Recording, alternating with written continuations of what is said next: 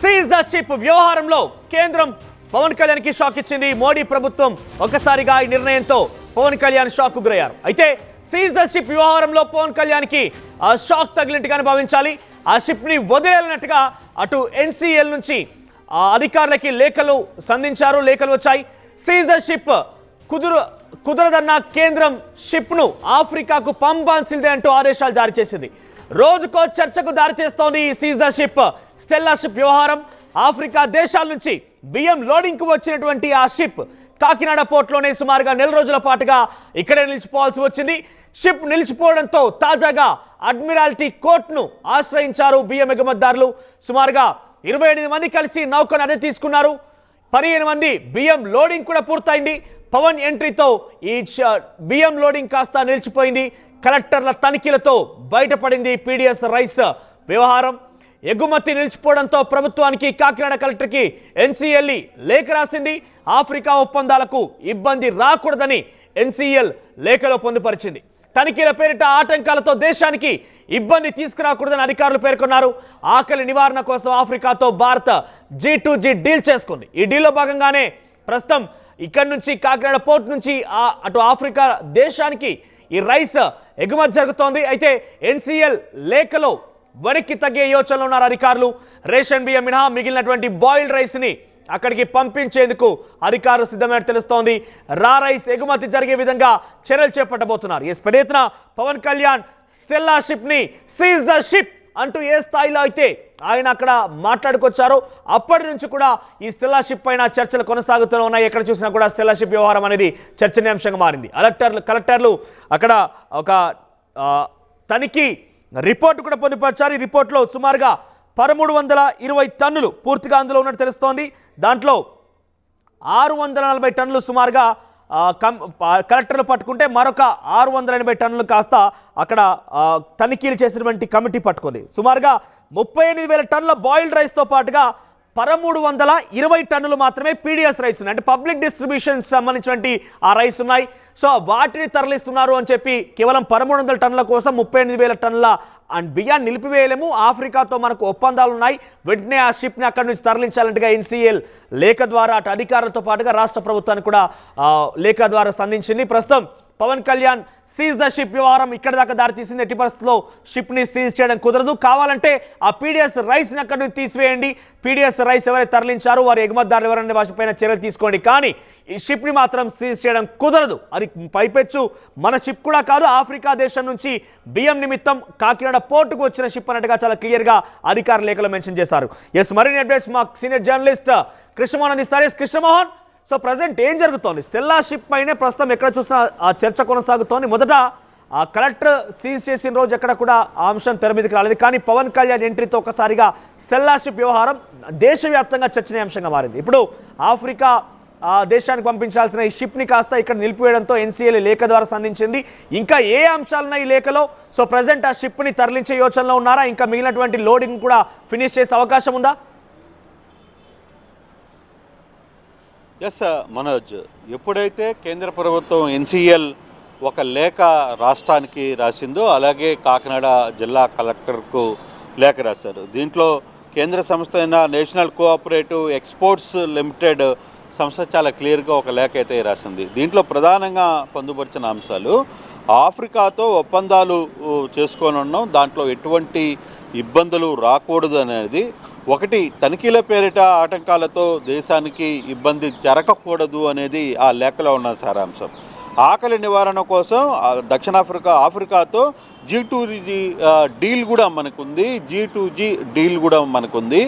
So దీంతో వాళ్ళకి ఆహార సరఫరాకి మనం చేస్తామనే ఒక ఒప్పందం చాలా క్లియర్గా ప్రభుత్వంతో ఉంది. కాబట్టి ఈ నూక బియ్యంకి సంబంధించిన షిప్ ఏదైతే ఆగుందో దాన్ని మనం సీజ్ చేయడానికి అవసరం లేదు, దాన్ని సాధ్యమైనంత త్వరగా విడుదల చేయాలి, దాని ఆటంకాలు కలిగించవద్దు అనేది చేయాలి. దీంతో ఒకవేళ దీనికైనా ఆపితే మనకి ప్రభుత్వంతో ఉన్న ఒప్పందానికి చాలా పెద్ద దెబ్బ తగలబోతుంది అనేది వాళ్ళు చెప్తున్న పరిస్థితి. దీంతో ఒక్కసారిగా పవన్ కళ్యాణ్ ఏదైతే సీజ్ ద షిప్ అని చెప్పి అన్నారో ఆ సంబంధించిన వ్యవహారంలో ఇప్పుడు ప్రభుత్వం అధికారికంగా ఆ స్టెల్లా షిప్ని వదలాల్సిన పరిస్థితి అయితే ఉంది. అయితే దీంట్లో ఈ సందర్భంలోనే ఈ లేఖ వచ్చిన సందర్భంలోనే జిల్లా కలెక్టర్ నిన్న ప్రెస్ మీట్ పెట్టారు. కాకినాడ జిల్లా కలెక్టర్ ప్రెస్ మీట్ పెట్టి ఒక క్లియర్గా ఒక నోట్ అయితే చెప్పారు. కానీ దాంట్లో ఆయన షిప్ని వదిలేస్తామని చెప్పలేకపోయినప్పటికీ కూడా కానీ ఏదైతే ఫస్ట్ దాడి చేశారో దీనికి రేషన్ బియ్యానికి సంబంధించి 660 టన్నుల బియ్యం నేను వెళ్ళినప్పుడు ఉండింది. తర్వాత నిపుణుల బృందం పంపించాం. దాంతో మరి ఇంకొక 600 దాదాపుగా 1300 టన్నుల బియ్యం అక్కడ దొరికినట్టుగా ఒక సమాచారం మాకైతే అందుతోంది. దాన్ని వెలుకలకి తీయాల్సిన పరిస్థితి అయితే ఉంది అనేది. అంటే బేసిక్గా దక్షిణ ఆఫ్రికాకి 50,000 టన్నుల బియ్యాన్ని పంపించడానికి స్టెల్లా నౌక అని ఇక్కడికి వచ్చిన పరిస్థితి అయితే ఉంది. ఆ నేపథ్యంలోనే T2G ఒప్పందం ప్రకారమే ఆ బియ్యం రవాణా జరుగుతోంది అనేది. ఇప్పటికే దీనికి సంబంధించి దాదాపుగా ఒక 28 మంది కోర్టుకి ఆశ్రయించిన పరిస్థితి అయితే ఉంది. దీంట్లో 15 మంది మిల్లర్స్ ఏదైతే ఈ రవాణా చేశారో దీనికి సంబంధించిన ఒప్పందంలో కూడా కొంత ఇంకా పూర్తి స్థాయిలో నివేదిక రాలేదు. అయితే ఇప్పుడు ప్రభుత్వం వెంటనే చేయాల్సిన పని ఏంటి అని ఆలోచిస్తే ఇప్పుడు ఏదైతే 1700 దాదాపు 1300 టన్నులు బియ్యం ఏదైతే రేషన్ అంటే నూక బియ్యం కావచ్చు లేకపోతే రేషన్ బియ్యం అని కావచ్చు ఈ బియ్యాన్ని ముందు కిందకి దించితే ఇక మిగిలిన 33,000 38,000 సంబంధించిన బియ్యం ఇక్కడి నుంచి వెంటనే తరలి వెళ్తుంది. అవసరం అనుకుంటే వాళ్ళు అనుకున్నట్టుగా 50,000 టార్గెట్ని మరో 12,000 టన్నులను కూడా ఎక్కించి ఇమీడియట్గా అక్కడి నుంచి తరలించే ప్రయత్నం అయితే చేస్తారు. అయితే ఇప్పుడు ఎన్సీఎల్జీ నుంచి లేఖ వచ్చేంత వరకు కూడా రాష్ట్ర ప్రభుత్వానికి కానివ్వండి కలెక్టర్ కానివ్వండి ఈ షిప్ ఎక్కడి నుంచి వచ్చింది దాంట్లో ఎటువంటి ఎక్స్పోర్ట్స్ జరుగుతున్నాయనే విషయం గమనించలేకపోయారా? లేఖ తర్వాతనే ఈ మొత్తం విషయాన్ని బయటకు వచ్చిందా? అంటే బేసిక్గా ఒకటి మనం ఇప్పుడు ఎందుకంటే డిప్యూటీ సీఎం స్థాయి లాంటి వ్యక్తి నేరుగా షిప్ దగ్గరికి వచ్చి ఇక్కడ అక్రమ బియ్యం ఉంది దీన్ని షీట్ చేయండి అని చెప్పిన తర్వాత ఇతర విషయాలకు సంబంధించిన అంశాలు కావచ్చు ఇతరకు సంబంధించిన వ్యవహారంలో ప్రభుత్వం కానీ ప్రభుత్వ అధికారులు కానీ మాట్లాడే అవకాశం ఉంటుందా? జస్ట్ మనం ఒకసారి ఆలోచిస్తే అంటే ముఖ్యమంత్రి తర్వాత డిప్యూటీ సీఎం లాంటి వ్యక్తులు నేరుగా ఆడికొచ్చి ఇన్వాల్వ్ అయిన తర్వాత కలెక్టర్ స్థాయి అధికారి దీని వెనకాల ఈ ఒప్పందం ఉంది లేదు ఆఫ్రికాతో మనకి ఒప్పందం ఉంది దానికి వెనకాల ఉన్న చరిత్ర ఏంటి ఇవన్నీ కూడా మీడియాతో మాట్లాడే అవకాశం ఉంటుందా? అట్లీస్ట్ వాళ్ళకి వివరించే ప్రయత్నం చేసే పరిస్థితి ఉంటుందా?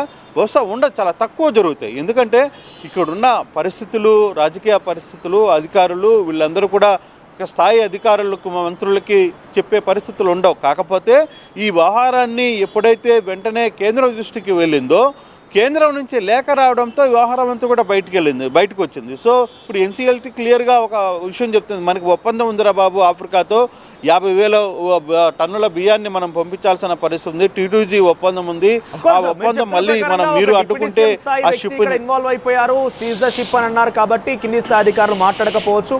అంతటి అవకాశం ఉంటుందో లేదని అనుమానం వ్యక్తం చేస్తున్నాం. కానీ ఇక్కడ ఏదో చిన్న విషయం కాదు. ఒక డిప్యూటీ స్థాయి సంబంధించినటువంటి పవన్ కళ్యాణ్ వెళ్ళి డిప్యూటీ సీఎం స్థాయి వ్యక్తి వెళ్ళి ఒక షిప్ని సీజ్ చేసే అధికారం ఉందా అనే విషయం కూడా ఒకసారి కొన్ని అనుమానాలు వ్యక్తమవుతున్నాయి. అంటే ఒక పోర్ట్లో ఉన్నటువంటి ఒక షిప్ని అది కూడా అంతర్జాతీయ వ్యవహారం చూసేటువంటి ఆ షిప్ని సీజ్ చేసే అవకాశం ఉంటుందా అని అధికారులు ఉంటాయని ఒక క్వశ్చన్. ముఖ్యంగా ఇది అంతర్రాష్ట్ర సంబంధించిన విషయమేం కాదు, జాతీయంగా చర్చనీయాంశం అవుతోంది. 2 దేశాల మధ్య ఒప్పందం ఉన్నటువంటి ఆ షిప్ని అంత ఈజీగా ఇలా అనేస్తారా అంటే ఇప్పుడు ఎన్సీఎల్ఏ లేక తర్వాత ఇంకా క్వశ్చన్స్ రేజ్ అవుతూనే ఉన్నాయి. డెఫినెట్గా మనోజ్ ఇప్పుడు ఎన్సీఎల్ లేక తర్వాత ఇప్పుడు ప్రభుత్వం కూడా దానికి ఏం చెప్పుకోలేకపోయిన పరిస్థితి, ప్రభుత్వం కూడా దాన్ని క్లియర్గా ఇప్పుడు ఎక్స్ప్లెనేషన్ ఇచ్చుకోవాల్సిన పరిస్థితి వస్తుంది.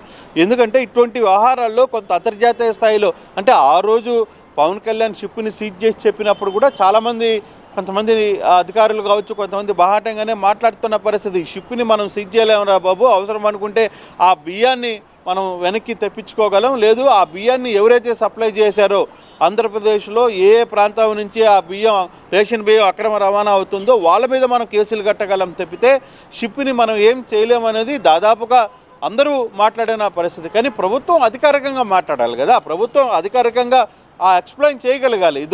దీని వెనకాల ఈ ఒప్పందం ఉంది, దీంట్లో మనం 50,000 టన్నులు బియ్యం రెగ్యులర్గా ఈ షిప్ ద్వారా మనం పంపించాల్సిన పరిస్థితి ఉంది. ఇప్పటికీ 33,000 టన్నులు దాంట్లో ఉంది, దాంట్లో 1300 టన్నులు బియ్యం రేషన్ బియ్యం ఉంది. ఆ రేషన్ బియ్యాన్ని మనం వెనక్కి తీసుకొని వస్తాం. వెనక్కి తీసుకొని వచ్చిన తర్వాత ఈ బియ్యాన్ని ఎవరైతే ఈ 1300 టన్నుల బియ్యాన్ని ఎవరైతే ఎక్స్పోర్ట్ చేశారో వాళ్ళు ఎంతమంది ఉన్నా వాళ్ళందరి మీద కేసులు కడతాం, వాళ్ళందరినీ కూడా అదుపులో తీసుకుంటాం. ఈ షిప్ను మాత్రం ఇక్కడి నుంచి పంపించాల్సిన పరిస్థితి ఉందని ఎవరో ఒక అధికారికంగా చెప్పాల్సిన పరిస్థితి ఉంది. కానీ ఆ పరిస్థితి ప్రభుత్వం చేయలే. కాకపోతే ఈ లేఖ రాసిన తర్వాత ఇప్పటికిప్పుడు ఈ వ్యవహారాన్ని కిందకి తీసుకురావాల్సిన పరిస్థితి ఉందని నిన్న కలెక్టర్ కూడా ప్రెస్ మీట్లో కూడా షిప్ని పంపిస్తామనో లేకపోతే ఈ ఒప్పందం ఉందనో ఆయన ఎక్కడ కూడా మాట్లాడే ప్రయత్నం చేయలేదు. జస్ట్ ఆయన చెప్పింది ఏంది 600 టన్నుల బియ్యాన్ని నేను వెళ్ళినప్పుడు దొరికింది, ఆ తర్వాత టీంని పంపించినప్పుడు మరో 600 దొరికింది, కాబట్టి 1300 టన్నుల బియ్యాన్ని మేము వెనక్కి తీసుకొని వచ్చే ప్రయత్నం చేస్తున్నాం. ఇక వాళ్ళ ఒప్పందం ప్రకారం ఏముందో ఆ టన్నులు ఎక్కించాల్సిన పరిస్థితి ఉంటుంది.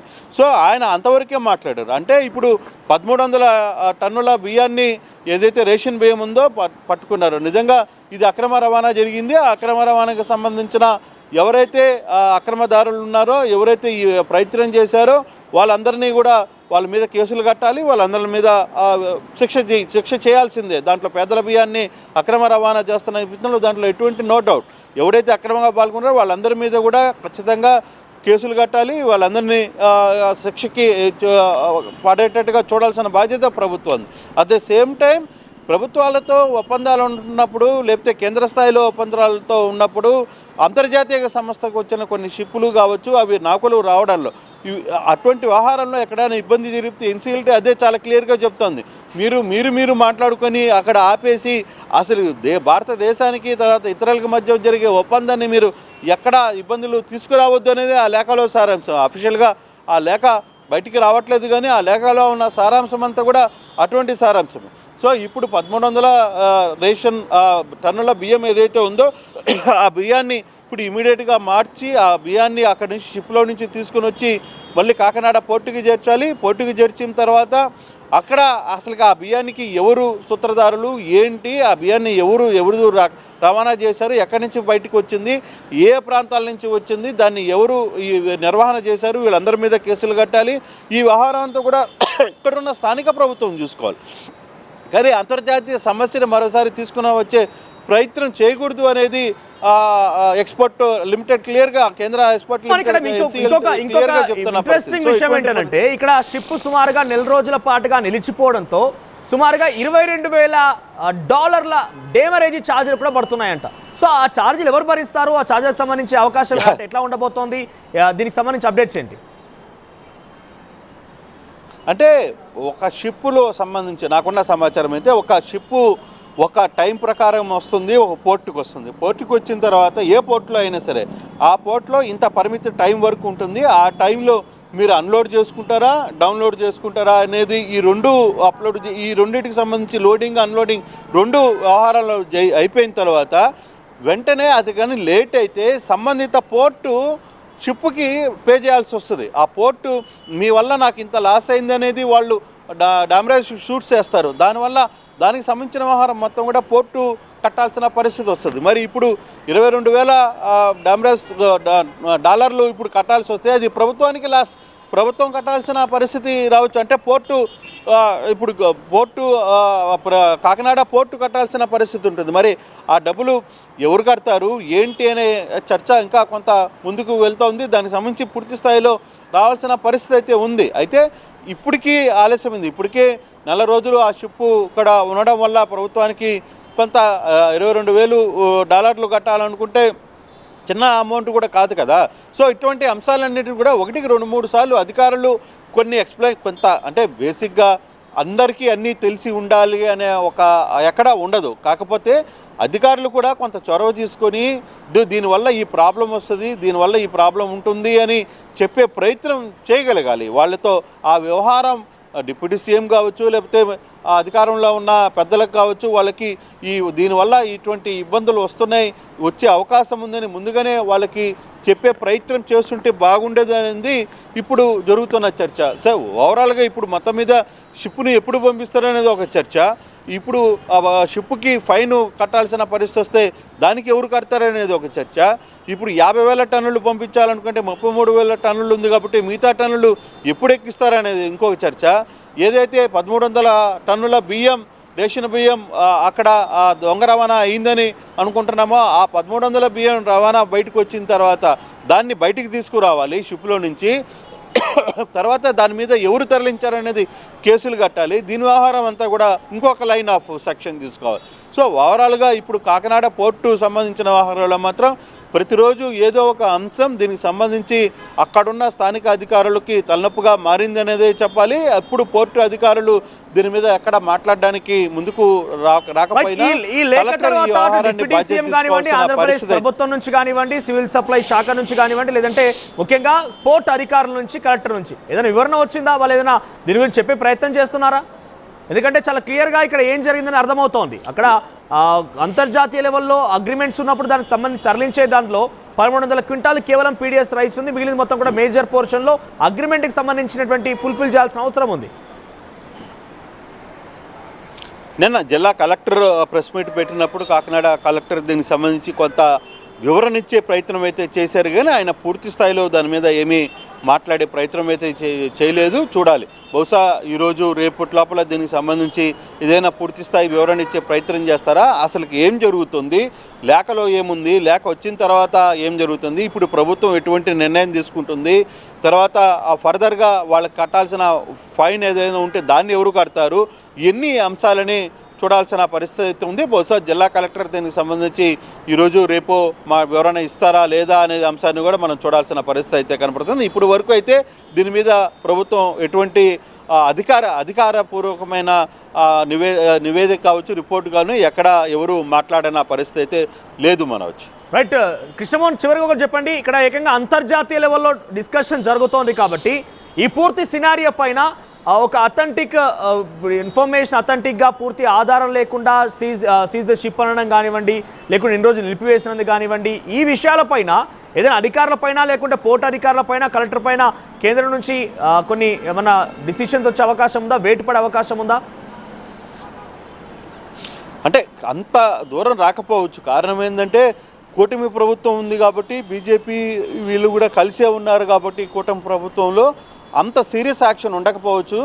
బహుశా లేఖల ద్వారానే పరస్పరం ఇది క్లోజ్ అయ్యే పరిస్థితి కనపడుతుంది. కానీ ఫర్దర్గా ఇటువంటి ఇబ్బందులు రాకుండా మాత్రం ఒక ఇంటర్నల్గా కొంత ఒక ఆదేశాలు మాత్రం వచ్చే పరిస్థితి అయితే కనపడుతుంది. డెఫినెట్గా అది బయటికి అఫీషియల్గా చెప్పలేకపోయినా ఇంటర్నల్గా అధికారులకి కొన్ని ఆదేశాలు ఇచ్చే పరిస్థితి అయితే సెంట్రల్ నుంచి ఉండే అవకాశం అయితే చాలా స్పష్టంగా కనబడుతుంది. ఆ దిశగా ముందుకు వెళ్ళే అవకాశం కూడా మనకి అర్థమవుతుంది. బహుశా బయటికి అఫీషియల్గా చెప్పలేకపోయినా ఇంటర్నల్గా ఆదేశాలని అధికారులకి కొన్ని ఆదేశాలు జారీ చేసి పరిస్థితి కేంద్రం నుంచి ఉండొచ్చు అనేది కొంతమంది మాట్లాడుతున్న పరిస్థితి మనోజ్.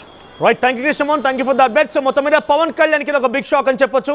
మనం చూసాం కాకినాడ పోర్ట్లో స్టెల్లా షిప్ దగ్గర వెళ్ళినటువంటి Pawan Kalyan seize the ship అంటూ ఒక సంచలన నిర్ణయం తీసుకున్నారు. అయితే అప్పటి నుంచి మొదలైంది స్టెల్లా షిప్ పైన ఈ చర్చ. అయితే ఎటకేలకు కొలిక్కి వచ్చింది NCEL అంటే నేషనల్ కోఆపరేటివ్ ఎక్స్పోర్ట్స్ లిమిటెడ్ నుంచి వచ్చినటువంటి లేఖ ఆధారితంగా అసలు విషయం బయటపడింది. అయితే ఈ షిప్ వచ్చింది ఆఫ్రికా నుంచి కాకినాడ పోర్టుకు చేరుకుని సుమారుగా ఆ షిప్ ద్వారా 50,000 టన్నుల బాయిల్డ్ రైస్ని ఆఫ్రికా దేశానికి ఆకలి నివారణ చర్యల రీత్యా పంపించాల్సిన అవసరం. అది అంతర్జాతీయ లెవెల్లో అగ్రిమెంట్. అయితే ఆ అగ్రిమెంట్ని ప్రస్తుతం ఉల్లంఘించారు. పూర్తి స్థాయిలో దానికి అంతటి విచక్షణ అధికారం లేకపోయినా ఏది గమనించకుండా అధికార నిర్లక్ష్యం వల్ల ఈ సీజ్ ద షిప్ అనే వ్యవహారం తెరమిరికి వచ్చిందా? పవన్ కళ్యాణ్ ఆ షిప్ని సీజ్ చేయాలని నిర్ణయం తీసుకున్నారా, లేదంటే ఆయన తెలిసి మరి ఈ రకంగా చేశారా? ఏదేమైనా కూడా ప్రస్తుతం ప్రభుత్వం ఏం క్లారిటీ ఇవ్వలేకపోతున్న విషయం పైన ఎటువంటి విధంగా ఏం మాట్లాడినా కూడా పొరపాటు జరిగింది కాబట్టి ఎలా కప్పిపుచ్చుకోవాలో కూడా ఎలా రకంగా ఓవర్కమ్ చేయాలని కూడా ప్రస్తుతం కొంత వేగవంతంగా చర్యలు చేపట్టే అవకాశం ఉంది. వాస్తవానికి ఈ షిప్ కాకినాడ పోర్టు నుంచి ఆఫ్రికాకు వెళ్ళవలసిన అవసరం ఉంది. దాంట్లో 50,000 టన్నుల బాయిల్డ్ రైస్ వెళ్లాల్సిన అవసరం ఉంది. కానీ కొంతమంది ఎవరో అక్రమంగా 1300 టన్నుల పీడిఎస్ అంటే పబ్లిక్ డిస్ట్రిబ్యూషన్ సప్లై చేసినటువంటి ఆ రైస్ని అందులో జోడించడంతో దాంట్లో వేయడంతో ఒకసారిగా ఈ పూర్తి షిప్ మొత్తం కూడా ఇదే తంతుగా నడుస్తోందేమో అన్న ఒక ఆలోచనలో అధికారులు సీజ్ ద షిప్ అనడం కానివ్వండి, అటు Pawan Kalyan seize the ship అనడం చూసాం. కానీ ఇదంతా స్థాయిలో ఏం లేదు, అది అగ్రిమెంట్ ప్రకారంగా వెళ్తోంది. నిజంగానే మీకైనా అభ్యంతరం కనుక ఉంటే ఆ పీడిఎస్ రైస్ని అక్కడి నుంచి అన్లోడ్ చేసి వాళ్ళకి వెళ్ళాల్సినటువంటి టార్గెట్ ఆ 50,000 టన్నుల బాయిల్డ్ రైస్ని అక్కడి నుంచి పంపించేందుకు ప్రయత్నం చేయండి అంటూ కూడా NCEL చాలా ఆగ్రహంతో ఒక లేఖను సంధించింది. అటు అధికారులకి ప్రభుత్వానికి కూడా అందించింది. ప్రస్తుతం ఈ లేఖతో ఒకసారిగా ప్రభుత్వం ఇరకాటంలో పడింది.